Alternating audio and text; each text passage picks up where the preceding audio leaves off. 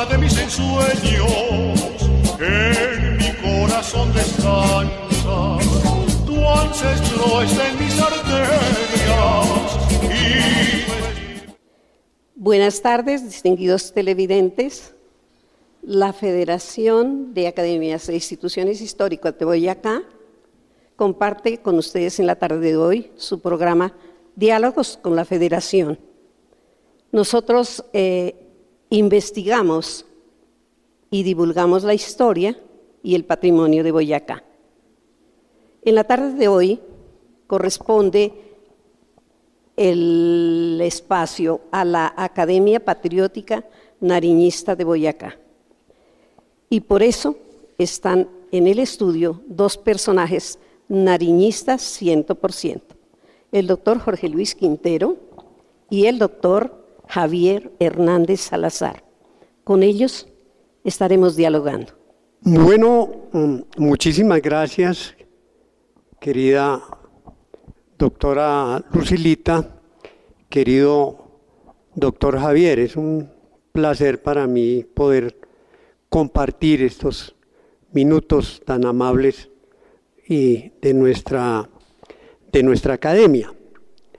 El objetivo que nos planteamos aquí es mirar a Nariño en los años más álgidos de la vida de este enorme prócer colombiano, latinoamericano y mundial. Porque tal vez ninguna persona vivió una vida tan intensa, tan dura, tan difícil, entre 1794 y 1823, cuando él fallece. Es impresionante la vida de Nariño. Empecemos por decir una cosa. Nariño fue de los pocos personajes con la importancia que tuvieron tantos como Santander, Sucre, Bolívar, O'Higgins, San Martín, en fin, tal vez junto con San Martín, de la mayor preparación académica de toda esta generación. Nariño, que nace en 1765, nació Nariño, nace en una familia, hijo de don Vicente Casal, una familia muy culta, una familia que se había movido dentro de los sectores y los grupos más importantes que habían llegado a América, por una sencilla razón, porque traían una enorme biblioteca. Y entonces Nariño, que aprovecho para decirlo, Nariño no fue un gran militar. Nariño nunca fue un gran militar, pero sí fue un gran hombre que lo intentó todo, porque en la guerra había que intentarlo todo, que fue capaz de romper con la teocracia que se había traído de España, mágica religiosa, que se ha traído en general de Europa, porque es que uno habla como si España fuera España y Francia fuera Francia, y Inglaterra fuera Inglaterra, y no era así. Dependía de las familias que se estaban uniendo. Y de un momento a otro, por un enlace familiar, uno podía facilito pasar bajo el mando inglés o bajo el mando portugués o bajo el mando austriaco o bajo el mando italiano, en fin, eso era absolutamente cambiante. Entonces, Nariño, que alcanzó a estar militando en las huestes, él alcanzó a ser un militar en representación en representación de España, siempre tuvo una idea en la cabeza, que era ser un hombre moderno, gracias a que él había leído a Rousseau, había leído a Spencer, había leído a Hobbes, había leído a Montesquieu, los había a Voltaire, los había leído a todos. Entonces él tenía en la cabeza la idea de un mundo moderno, de un mundo antropocéntrico. Por eso él tuvo una faceta interesantísima, que fue la de tener su academia natural que él tenía, se reunía casi todas las tardes con sus amigos. Las tertulias. Las tertulias, pero él después se reunía, digamos, con los masones, porque él fue masón siempre. Sí, él fue masón. Él siempre fue masón. Y doctor Quintero, este criollo fue quien fuertemente se rebeló contra el dominio español. Nace en él ese deseo de independencia y libertad de la patria que lo vio nacer, y entonces se dedica a prepararse y a trabajar sobre el ideario de la independencia y de la libertad. Precisamente, queridos doctores, estamos celebrando los 256 años del natalicio del precursor de la independencia, don Antonio Nariño. Y cómo rendirle este homenaje, queridos doctores. Pues tenemos que tener en cuenta un contexto bastante importante que había en el mundo, porque Colombia, en aquel momento, la Nueva Granada, no estaba aparte de lo que era Europa. Recordemos también que se viene de Felipe II en ese gran imperio español, donde Francia, como decía el doctor, jugaba un papel muy importante. Si bien es cierto que Francia e Inglaterra tenían conflictos con países orientales además.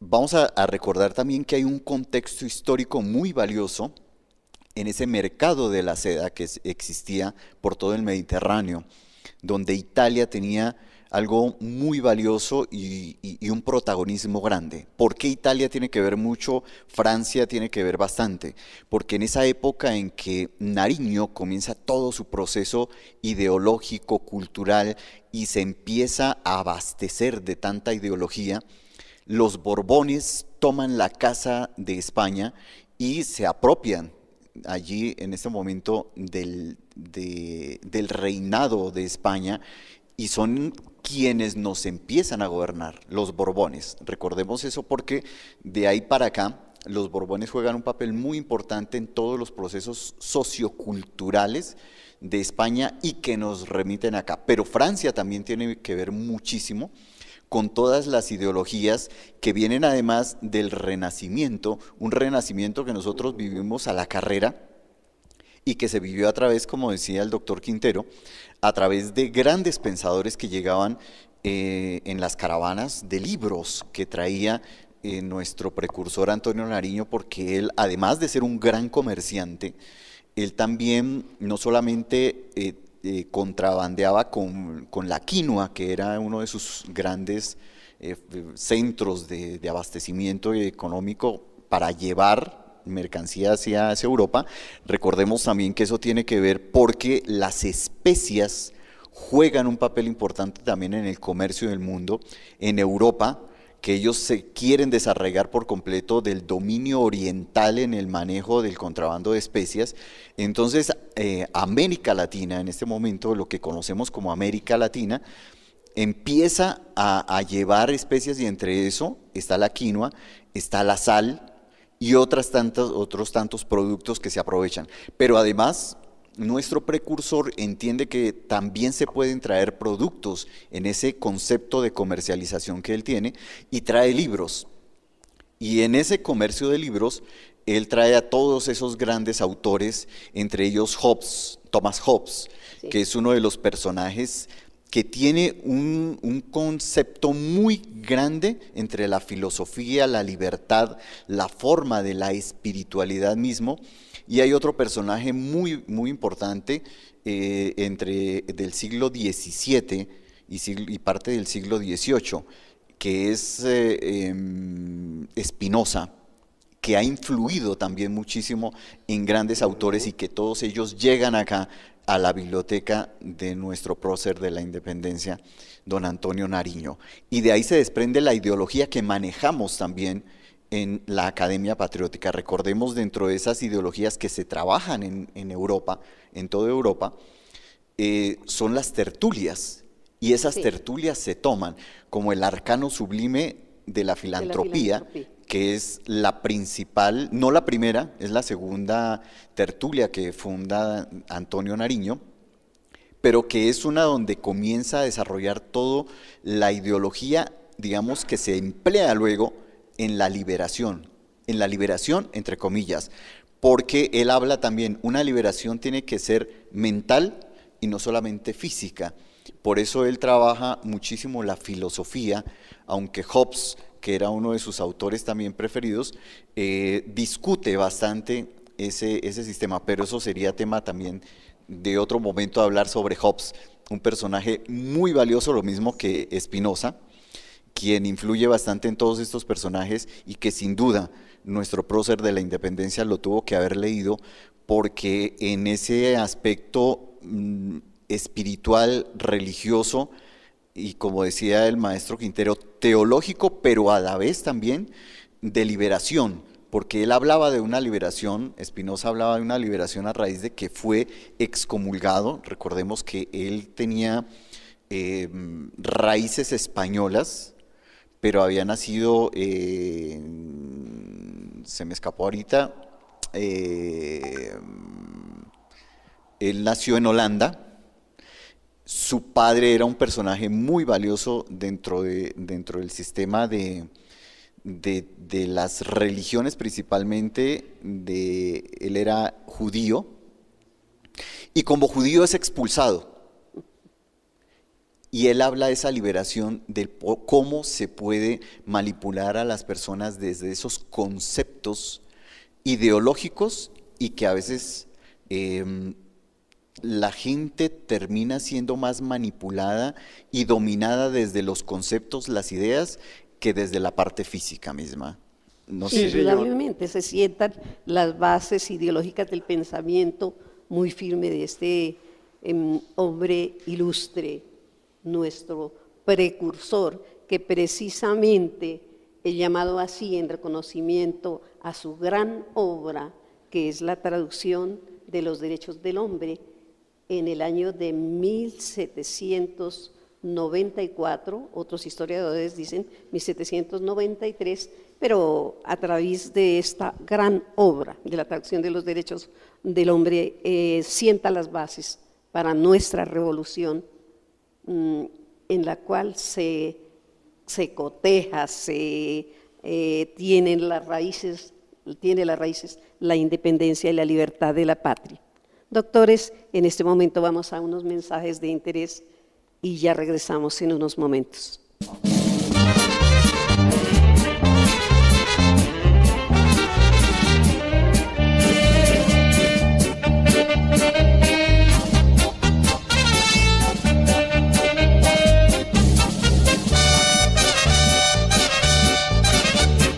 Tunja, ciudad de mis ensueños, en mi corazón descansa, tu ancestro está en mis arterias y tu estirpe está en mi alma.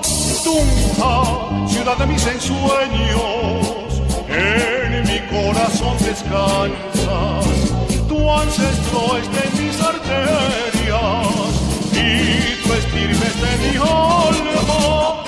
En el silencio te escudas de la noche a la alborada, porque en retablos y templos está tu gloria enmarcada. Y nos situamos entonces, doctor Quintero, en la traducción de los derechos del hombre y del ciudadano, raíces de la independencia y de la libertad de nuestra patria. Sí, señora. Mire, el documento venía circulando de los derechos del hombre, y por eso es que dicen que en 1793, porque se conocía. Sí. Se conocía. Lo que pasa es que en 1794, el 19 de agosto, es la declaración, y ahí empieza la tragedia, porque a él nunca le perdonaron lo que anotaba el doctor Javier, doctora Lucilita, y es que él siempre quiso ser un demócrata que partía de la libertad. Ese fue el principio de la democracia para él, y era la libertad económica.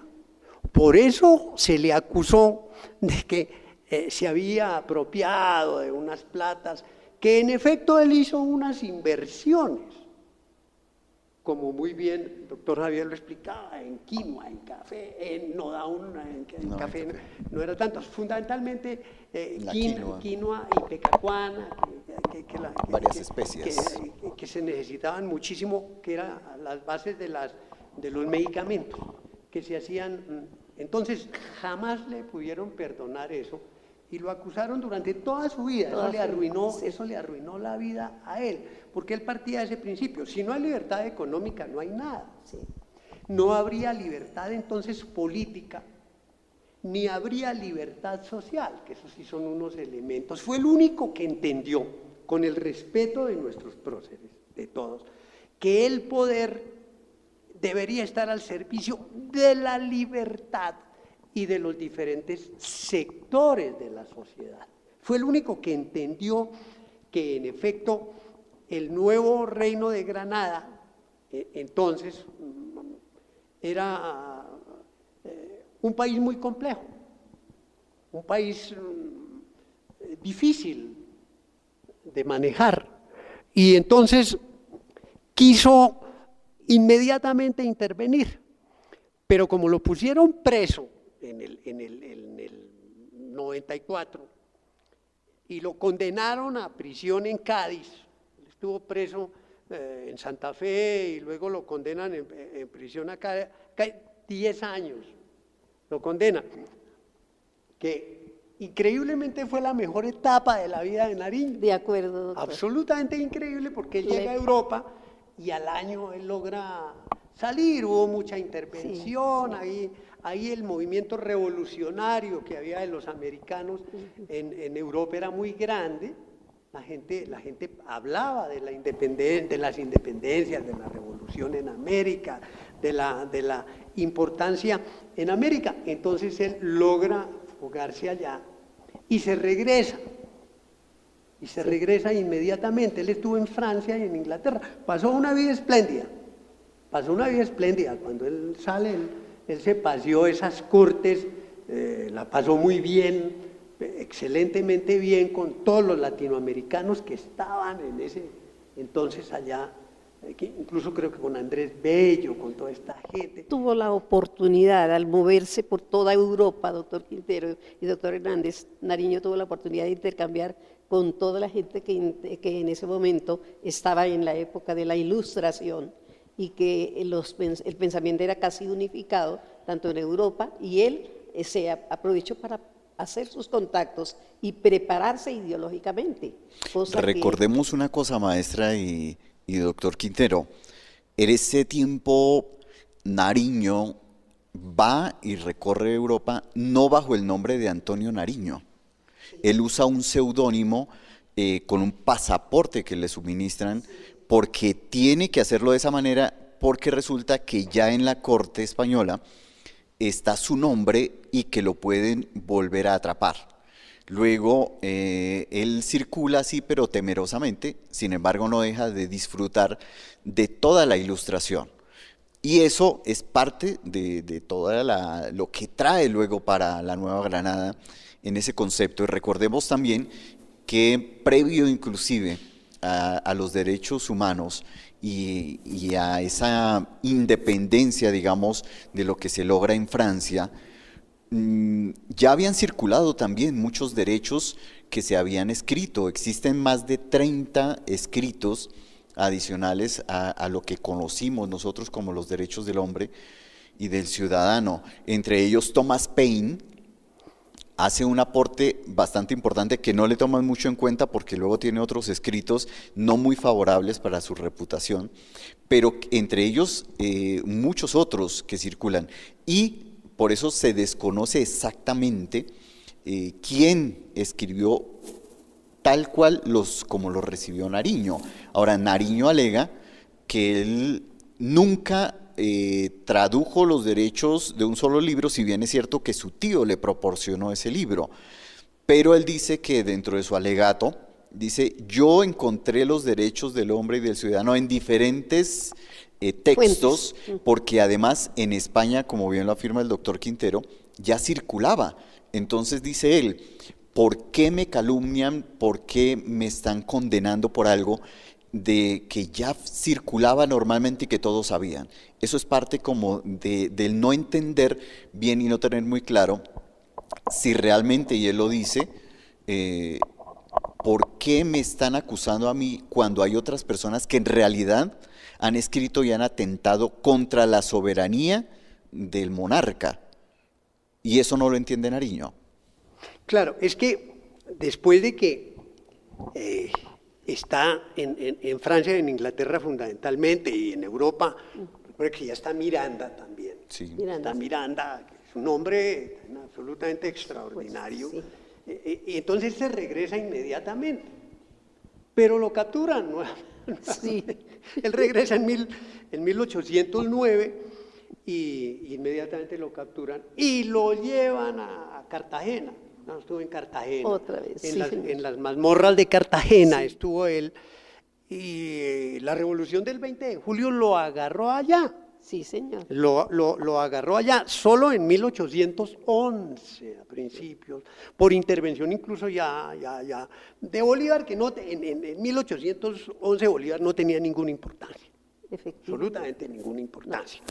Un militar que había tenido alguna participación en los sucesos y en los levantamientos de Caracas, en Venezuela, en las declaraciones de independencia que habían hecho en Venezuela, y él había también huido con la caída de Puerto y también con el golpe de Puerto Cabello, que le significó la derrota militar en Venezuela, y regresarse para Colombia, y de aquí salió hacia Cartagena y posteriormente hacia Jamaica, Bolívar.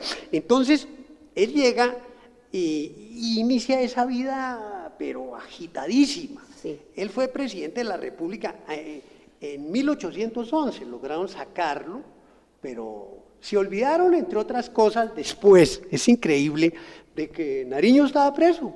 Y entonces se demoraron un tiempazo en sacarlo allá, pero él inmediatamente llega y lo primero que hace es crear la bagatela. ¿Sí? La bagatela, que es fantástica, entre otras cosas, los números de la bagatela, que era un poco burlesco también, que era un estilo bastante duro. Los toros de Fucha. Sí. Con los toros de Fucha, que eran los de Santander, el periódico de Santander. Sí, pero hay una cosa, doctor, muy interesante que ahí yo lo considero también como comunicador social y periodista que soy, que ahí es donde realmente comienza el periodismo en Colombia, lo que conocemos o en nuestro territorio, que en ese momento era la Nueva Granada, porque él empieza a hacer críticas de forma despectiva, como dice el doctor Quintero, pero realmente se hace una crítica al gobierno. Anteriormente, lo que hacía don Manuel del Socorro Rodríguez era lo que hacen hoy nuestros comunicadores de las diferentes organizaciones, o gobernación, alcaldías, porque era simplemente dar a conocer lo que estaba haciendo el virrey. Entonces es un comunicador, la Oficina de Prensa y Comunicaciones del Virreinato de la Nueva Granada. Pero cuando empieza realmente el periodismo, que se llama la crítica que hace al gobierno, es con la bagatela en ese primer número, que es con la bagatela que logra la caída del gobierno en ese momento, y él es nombrado entonces presidente de Cundinamarca, de la Nueva Granada y toma el poder. Eso 1812. es 1812, sí. Que realmente a finales de 1811 él ya se posesiona, pero legalmente comienza en 1812, que es cuando ya ha ido a la campaña del sur.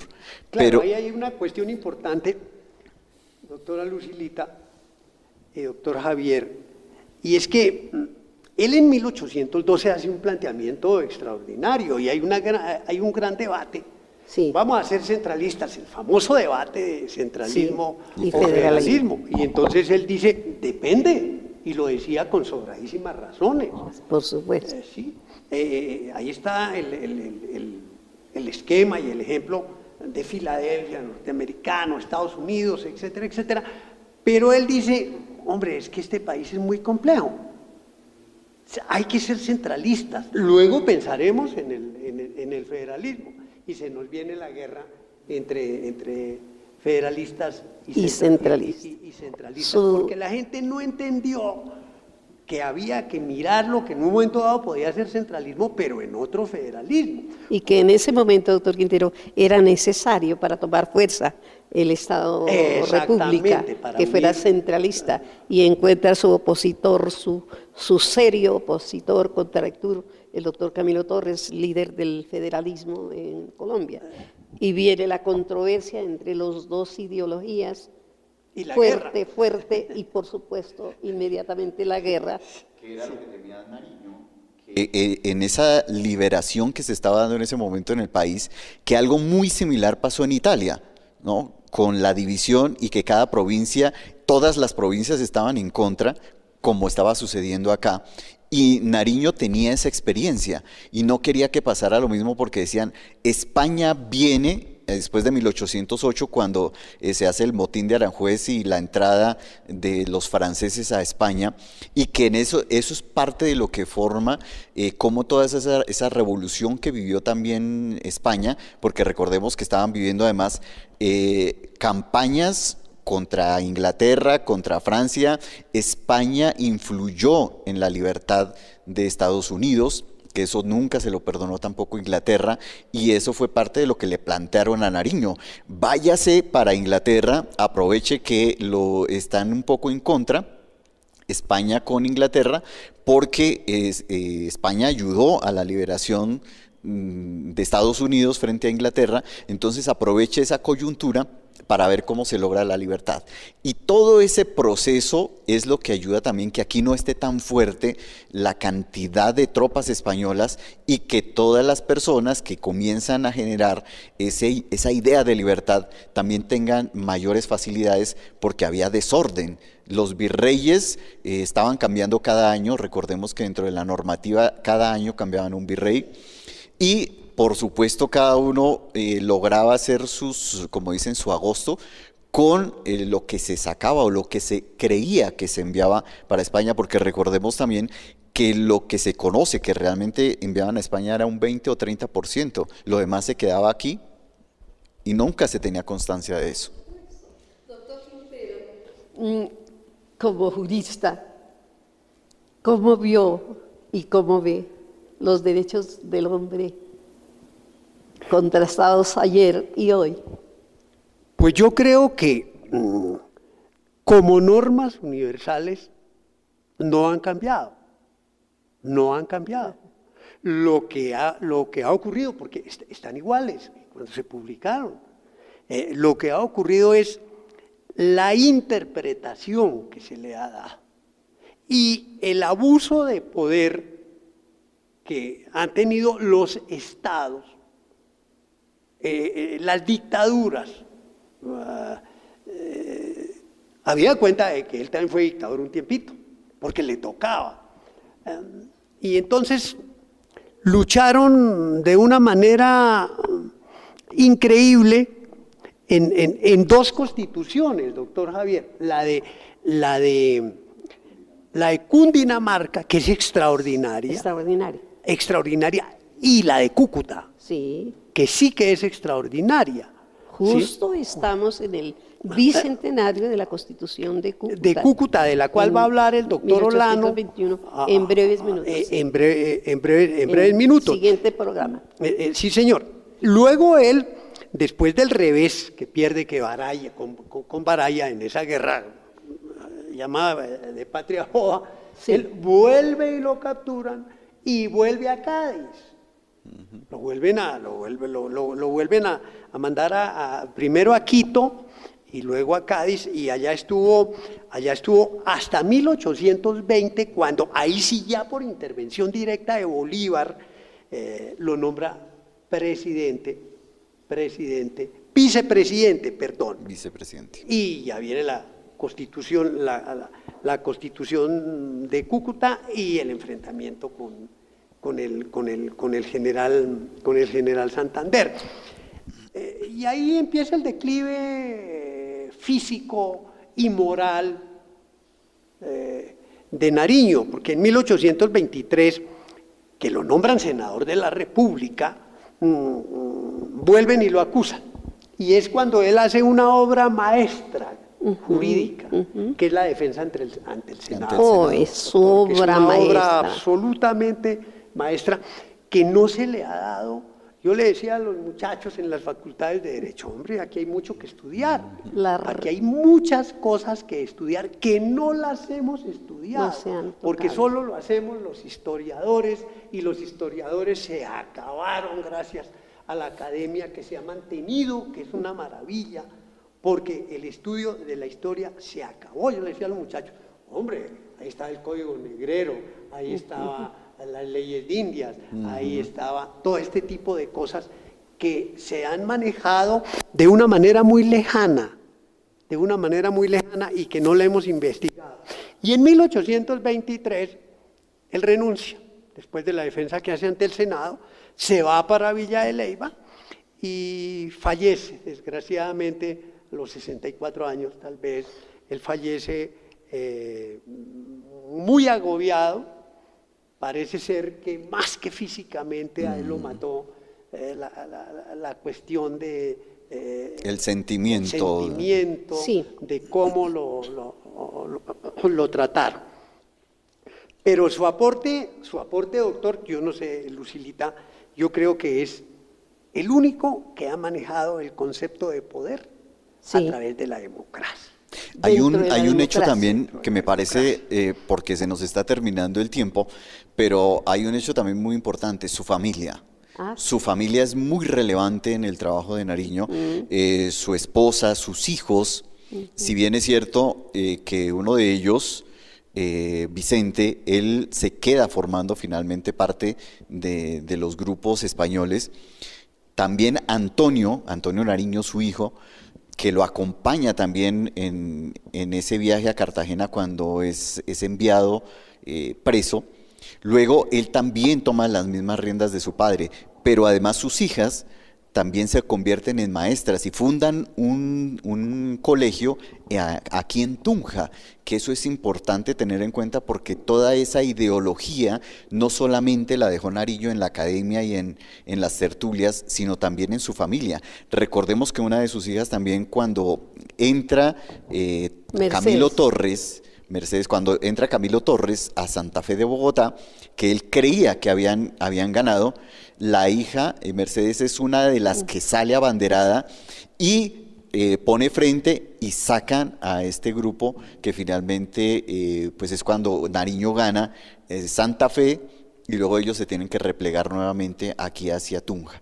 O sea que la familia de don Antonio Nariño, Doña Magdalena, esa gran mujer valiente, esa esposa que yo creo que es de admirar y también tenemos que en algún momento dedicarle un programa especial, porque Doña Magdalena tiene mucha incidencia en que Nariño haya podido tener todas estas facultades de hacer toda la parte de la historia. Muy importante, distinguidos señores académicos, hay una cosa absolutamente importantísima. El primero que habla de Estado social de derecho. Estado social de derecho. Es Nariño, del Estado liberal. Sí. El Estado absolutamente liberal, el Estado demócrata, el Estado de la libertad. Lo que vinimos a hacer en la Constitución del 91, doctor. Sí. Del 91. Así fue. Pero quería hacer una anotación final. Nada de esto, y a eso sí hay que dedicarle un programa, el que su merced diga, y hay que reunirnos, porque nada de esto hubiera sido posible sin Mutis, doctor, Así y sin es. Humboldt. Por Nada, supuesto. absolutamente Sí, sí, nada sí. hubiese sido Sí, la presencia posible sin de ellos Mutis en América. y sin Humboldt, que fue los que prepararon el camino. Sí, señor. A Mutis se le debe la independencia. Así es. A Mutis Sí, se le debe la independencia. A Humboldt, que El que estuvo se aquí. conociera. Sí, señor. Y aquí llegaron y se Viera quedaron las muchos. grandezas y las prerrogativas, las riquezas de nuestro suelo y se interesaran por esta. Así fue, y así llegaron muchísimos científicos, Bonpland, Así es. Bougainville, que también llegó y se quedó. Él iba para África y vino y conoció la mata de Bougainville, y por eso se llama Bougainville, en honor a él, y él se quedó estudiando esa cuestión y se quedó en Colombia y se quedó aquí y se radicó aquí. Doctor Sí. Quintero, sería interminable y posiblemente seguiremos conversando, profundizando estos temas. Para finalizar este tiempo, mi gratitud con el doctor Quintero y el doctor Salazar por este sencillo diálogo que profundizaremos en otra oportunidad.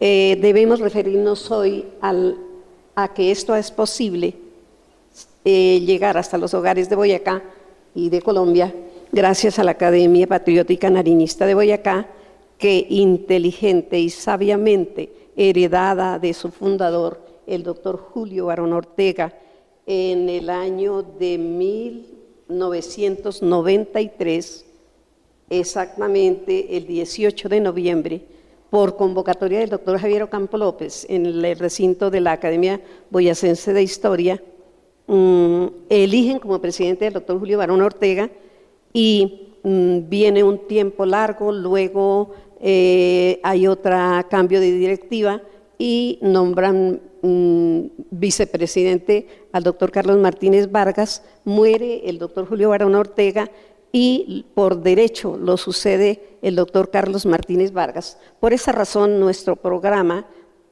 coloca como fondo musical y como entrada artística la voz y el arte, todo el arte musical en la capacidad de nuestro actual presidente, el doctor Carlos Martínez Vargas, interpreta ese bello pasodoble a tunja con que se abren los diálogos de la Federación.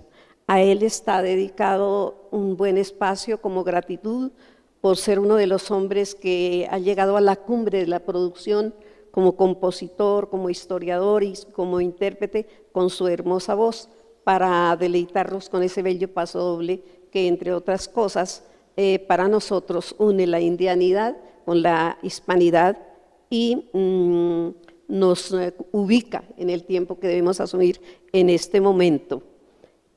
Muchísimas gracias. Desafortunadamente, por problemas completamente personales, el doctor Carlos Martínez Vargas no pudo asistir al programa en el día de hoy y lo está reemplazando el doctor Javier Hernández Salazar, quien se desempeña como vicepresidente de la Academia Patriótica Nariñista de Boyacá. Queridos doctores, muchísimas gracias. Será en una otra oportunidad cuando nos reuniremos con la teleaudiencia para continuar nuestros diálogos. Muchas gracias a usted, doctora Lucila, al doctor Javier, y recordemos una cosa. Un país sin historia es un país que tiene un destino trágico, y lo estamos viviendo. De manera pues que ustedes han hecho un papel absolutamente extraordinario. A los niños hay que regresarles la cátedra de historia. A los investigadores de la universidad hay que decirles que vuelvan a escribir historia. Porque mire, el último gran texto que se ha escrito de historia lo escribió Eduardo Durán Cusín, que entre otras cosas es un diplomático ecuatoriano y tuvo que escribir sobre la historia de Colombia, de manera pues que eso que se está haciendo, el archivo, la academia, toda esa cuestión, vale lo que pesa en oro si queremos salir de esta tragedia que nos agobia y que nos ha costado sudor y lágrimas en este país. Así es, doctor. Muchas Imagínese que si Dios nos da licencia de volver a la normalidad, tendríamos muchas cosas que comentarles sobre los planes en el 2021, ¿no es cierto, doctor Salazar? Sí, señora, además de que a través del Consejo Departamental de Planeación, como representante también de los historiadores ante el Consejo Departamental de Planeación, se viene dando, y tenemos que aprovechar para hablar de la Secretaría de Cultura, que está apoyando muchísimo, que en este momento nos ha otorgado un espacio para la Federación de Academias y Centros de Estudios Históricos de Boyacá, el apoyo también del doctor Ramiro Barragán, gobernador de Boyacá, quien está también apoyando muchísimo el desarrollo de la historia, porque es necesario que desde las instituciones, así como nosotros estamos haciendo el trabajo desde las academias, podamos apoyar para que se desarrolle el estudio de la historia.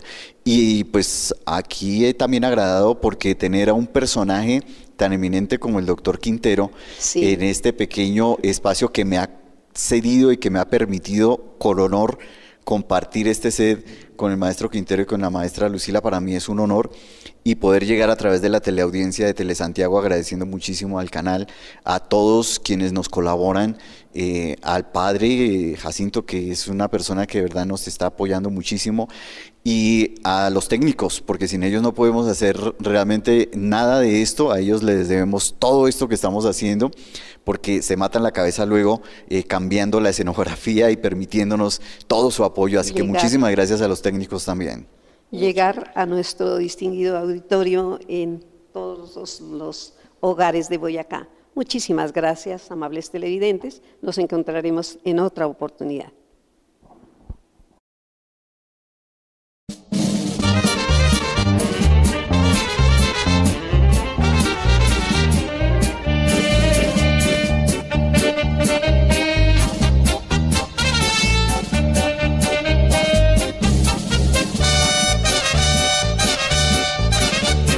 Tunja, ciudad de mis ensueños.